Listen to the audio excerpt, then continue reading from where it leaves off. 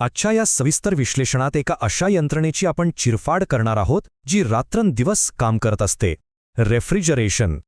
एका साध्या वाटणाऱ्या व्याख्येत किती थक्क करणारे यांत्रिक सत्य दडलेले असते ते आज आपण पाहणार आहोत. हे केवळ एखादं यंत्र नाहीये, तर निसर्गाच्या एका अत्यंत महत्त्वाच्या नियमाचा रोजच्या जगण्यातील अगदी हुशार वापर आहे. आता सुरुवातीलाच एक विचार करायला लावणारा प्रश्न समोर येतो. एखाद्या बंदिस्त जागेत थंडावा निर्माण करणं म्हणजे नक्की काय? बऱ्याचदा असा समज असतो की जणू काही थंडी ही पांढऱ्या धुरासारखी एखादी वस्तू आहे जी आत कोंडून ठेवली जाते. फ्रीजचा दरवाजा उघडा ठेवला की थंडी पळून जाईल असं नेहमी म्हटलं जातं. पण हा समज खरोखरच योग्य आहे का?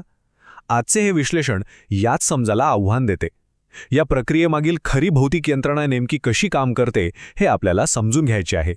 तर भाग 1, रेफ्रिजरेशनची मूळ व्याख्या. आता ही मूळ व्याख्या आणि त्यातील काटेकोर शब्दरचना लक्ष देऊन ऐकूया.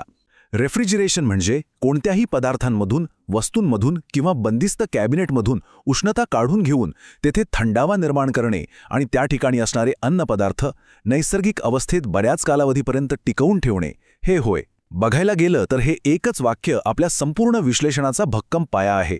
यातला प्रत्येक शब्द अतिशय जाणीवपूर्वक निवडलेला आहे. एकाच वाक्यात संपूर्ण तंत्रज्ञान, त्याची अचूक प्रक्रिया आणि अंतिम उद्देश अगदी स्पष्टपणे सामावलेला आहे. वळूया भाग 2 कडे, उष्णता काढण्याची प्रक्रिया.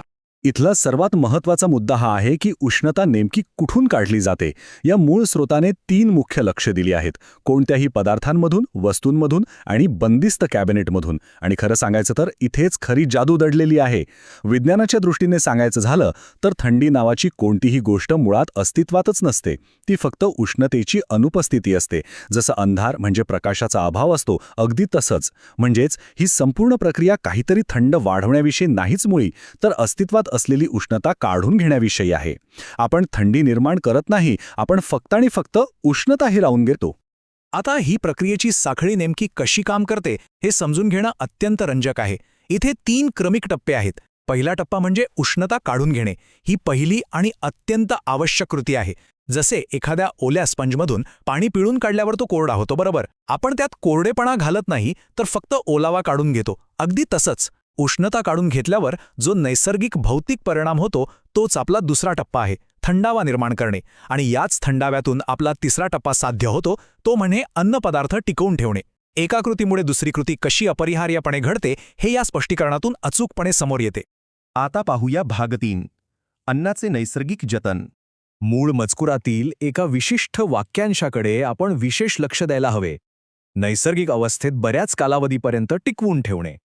इथे फक्त अन्न खराब होण्यापासून किंवा सडण्यापासून वाचवणे एवढाच मर्यादित हेतू नाहीये. मूळ उद्देश हा आहे की अन्नाचा मूळ दर्जा, त्याचा ताजेपणा आणि त्याची ती नैसर्गिक अवस्था प्रदीर्घ काळासाठी तशीच राखणे. समजा एखादे ताजे सफरचंद या बंदिस्त कॅबिनेटमध्ये ठेवले, तर उष्णता काढून घेतल्यामुळं ते सफरचंद जणू काही एका सस्पेंडेड ॲनिमेशनमध्ये, म्हणजेच एका गोठलेल्या अवस्थेत जाते.